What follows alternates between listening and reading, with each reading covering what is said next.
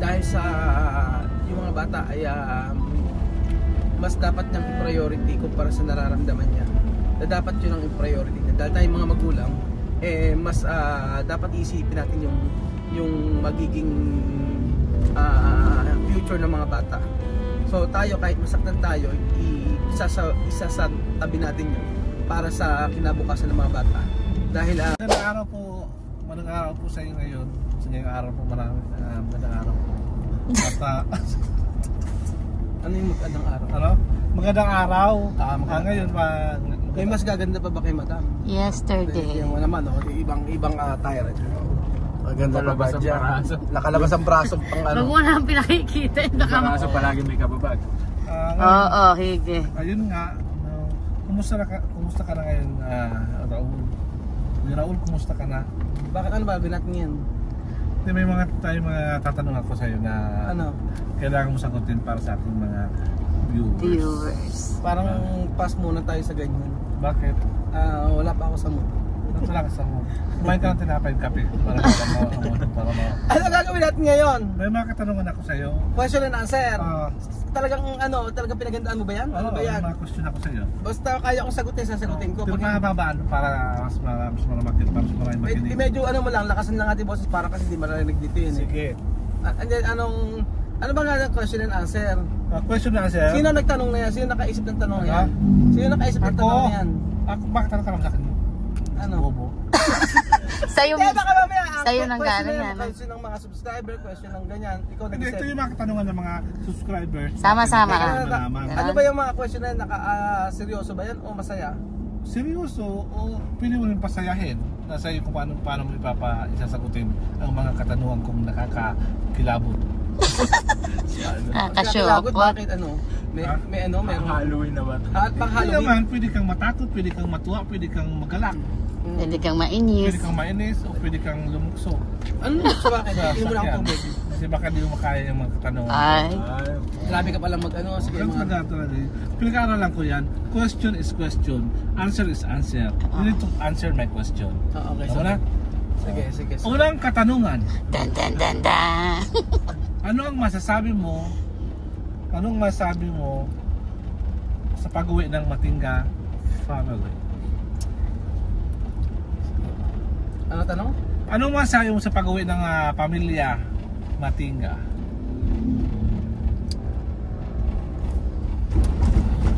Ano masasabi ko sa pag-uwi ng Matingga family? Ano masasabi mo? Ano bang pwede masasabi mo ano bang nasa isip mo? Ano bang masasabi mo? Ikaw ba'y malungkot dahil uwi na sila? Ikaw ba'y masaya? Ikaw ba'y mayroong nag-aalinlangan ka na papauwiin sila? O mayroong kang mga iniisip na mahaka-haka o mga opinion na pwede mong isabihin sa ating mga viewers na ngayon na nag-iintay sila ng kasagutan?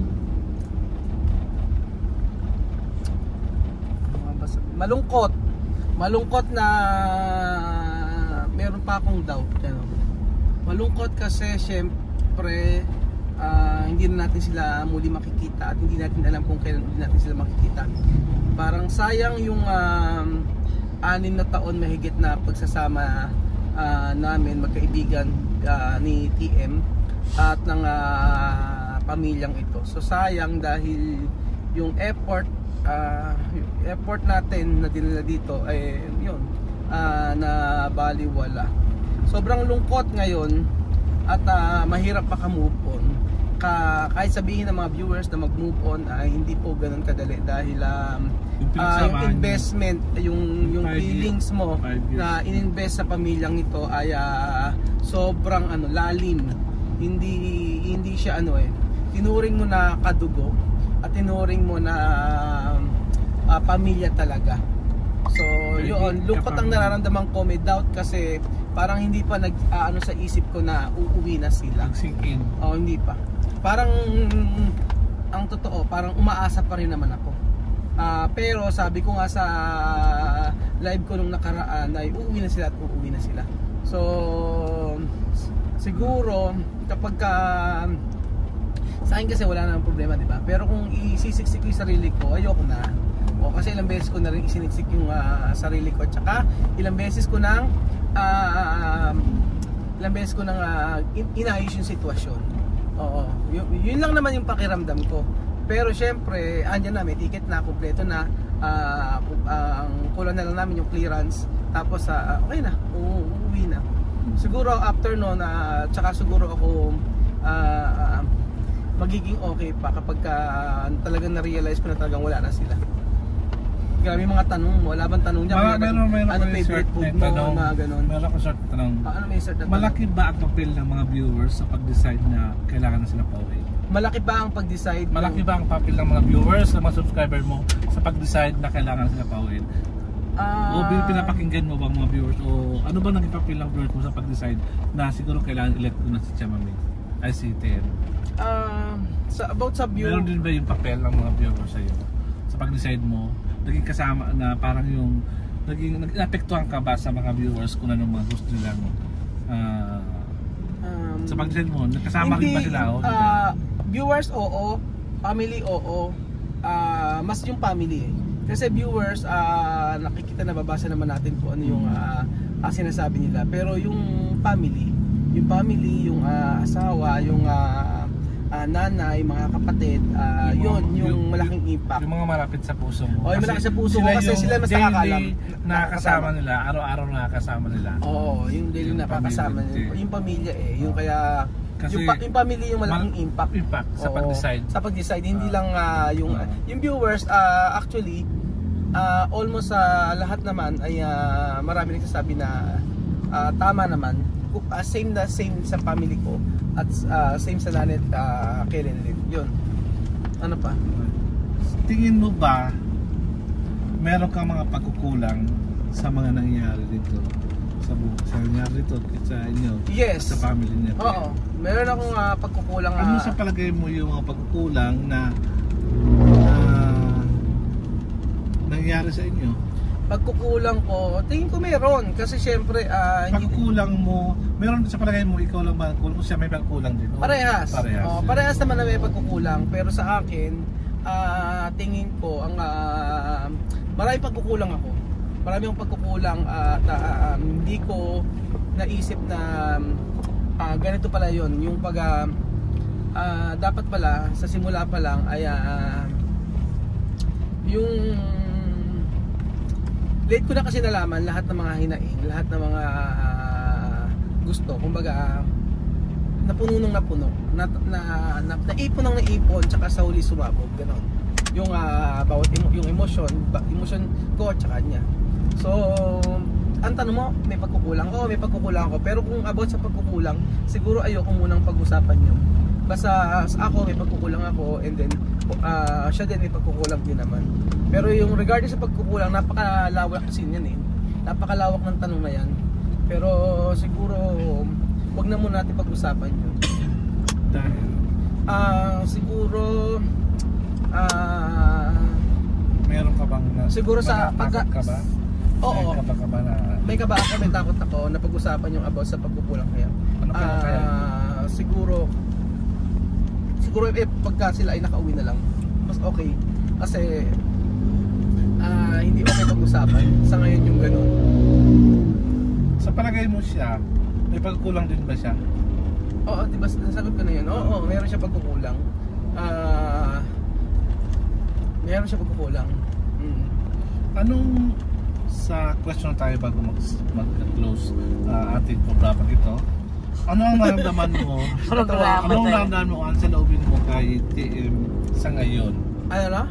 Anong nararamdaman mo ano ang sa loobin mo ngayon? Anong nararamdaman mo ngayon kay TM? Ano nararamdaman ko sa kanya? Ngayon, ngayong araw, sa ngayon. Ngayon? Galit. Galit ako. Dahil? Galit ako sa kanya kasi kahit anong i-explain ko ay hindi niya kayang intindihin yung mga pinapaliwanag ko. O galit ako dahil sa yung mga bata ay mas dapat niyang i-priority kumpara sa nararamdaman niya. Dapat yun ang i-priority niya. Dahil tayong mga magulang mas dapat isipin natin yung magiging future ng mga bata. So tayo, kahit masaktan tayo, isa sa tabi natin yun para sa kinabukasan ng mga bata. dahil alam naman natin na ang pagpunta nila dito ay yun yung makakapag-bago ng buhay nila, lalo na sa future nila, sa pag-aaral nila. Yun. So, meron pa tayong mga katanungan dito. Alam ko tapos na. Marami pa. Marami pa pala. Mag-isip ko siya. Alam mo naman na. Painom muna ako ng Starbucks. Kape lang, muna sabihin Brand. Kape. Porque nakakapit ka ngayon, gusto mo na magtanong-tanong. Father's Day kasi ngayon. Anong Father's Day? Tapos ng Father's Day, isang linggo pa. Ay nga pala. Sorry, pero 1 ang June, Father's Day yan. Okay, question pa kung meron pa. So ngayon, may sabihin ako sa iyo, Rowell. Halimbawa, walang to, hindi man to yung parang sa English, Hypothetical question. Pwede sabihin magkatulong to. Ang sabi dito, paano kung sasabihin ni TM na hindi na sila uuwi? At papayag ka ba? Oo. Bakit? At hindi at bakit din? Hindi. Kung magmamakawa. Kung sinabi niya na hindi ako... Halimbawa, sinabi ko sa iyo, kung pumunta si TM na nagmamakaawa na hindi na sila babalik sa kanilang bansa. Oo. Nagmamakaawa siya. Ang sagot niyan, ano ba sagot mo? Papayag ka ba? O hindi? Yes or no? And why? Kung pupunta siya at sasabihin niya sa akin na parang sorry, hindi na kami tutuloy, mag-aaral kami ng mga bata dito. Sabihin ko na hindi. Kaya uwi na para maging okay na yung bawat isa, kasi tingin ko uulit-ulit lang yung sitwasyon, uulit-ulit lang yung problema kapag ganoon na napakadaling magsabi na oo, sige, napatawad na kita, huwag ka na umuwi, ganyan, okay na sa akin. Pero kung magmamakaawa, siguro depende sa reason niya. Kung siya ay makipag-usap sa lahat ng subscriber na nagmamahal sa kanya. Subscriber na nagmamahal sa kanya, nasaktan niya. O nasaktan natin, siguro ganun. Kasi sa atin, sa atin, napakahirap patawa. Hindi sa'yo, siguro sa'yo walang problema, pero sa akin kasi malaki.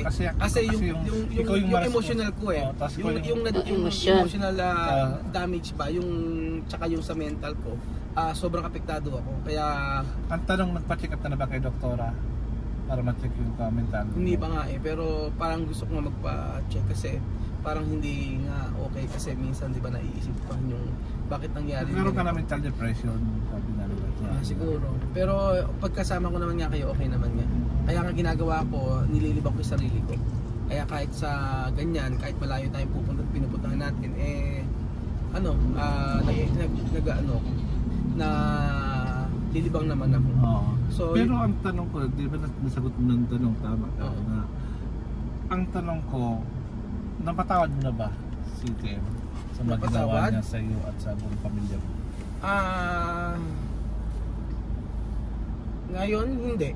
Galit ako kasi marami na kasing nangyari na hindi alam ng mga viewers at hindi ko na po pwede sabihin dito.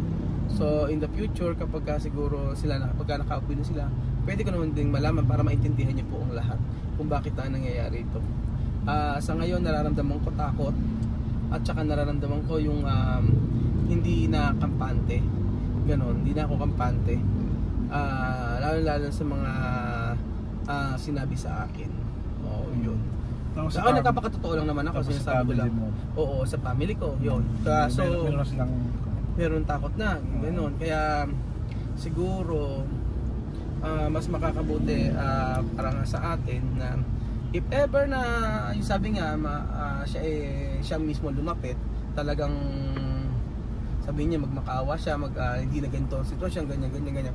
Pwede pa may paliwanag sa viewers, pero sa akin ngayon, sakali man mangyari yan, stop na rin ako sa yung parang yung sa ngayon kasi hindi na healthy, hindi na okay. Pero sa mga bata kasi okay, walang problema, di ba? Sa mga bata walang problema, talagang naka-adjust talaga sila. Kahit anong sabihin ko sa kanila na alam nila makakabuti. Alam nila lahat ng nangyayari. Alam nila about sa lahat, alam nila lahat 'yon. Kaya sa 100% feeling ko yung mga bata napekto lang sila mentality wala lang para apektuhan sila. Hindi. Yung mga bata isa lungkot nararamdaman nila. Pero yung lungkot ng pag-uwi nila. Pero alam na nangyayari sa si Miss Ma. Alam nila yung parang masira ang kanyang future. Dura na. Yun. Yung opportunity. May opportunity pero nawala yung opportunity. Yung opportunity kasi. Parang nagkaroon sila ng resentment sa kataba. Hindi resentment sa kanilang nanay. Ang nangyayari kasi is ang nakatutok yung mga bata sa future nila, yung tatlong malalaki. Yung parang nasira. Yun, parang yun. Parang nawala pangarap nila. Nawala sila pangarap nila. Yun lang yung ano. So ngayon, ang tanong ko sa'yo dahil sa mga nangyari ngayon, nagsisika ba dinala mo yung pamilya ni TM dito sa Pilipinas? Nagsisi ako na dinala ko yung pamilya niya dito. Hindi. At naman tayo magsisisi. Ako, sa akin, siyempre ako hindi ako magsisisi kasi sa loob na ipa-experience ko sa kanila yung mga bagay na hindi nila kayang ma-experience sa kanila. For example, yung sa buhay dito sa Pilipinas, yung pag-aaral dito, yung paglilibot, lahat yan na ipa-experience ko sa kanila. So, alam ko dapat magsisihan doon dahil nagawa ko naman na yung part ko para sa kanila. Siguro kung may pagkukulang man ako, ano man yung kulang ko, hindi ko na, kumbaga dapat, hindi na ako magigilty ron kasi sa akin, isang beses, dalawang beses, tatlong beses, hanggang 10 beses na ako'y nagpakumbaba at ako'y nagpakababa para lang maging okay ang lahat.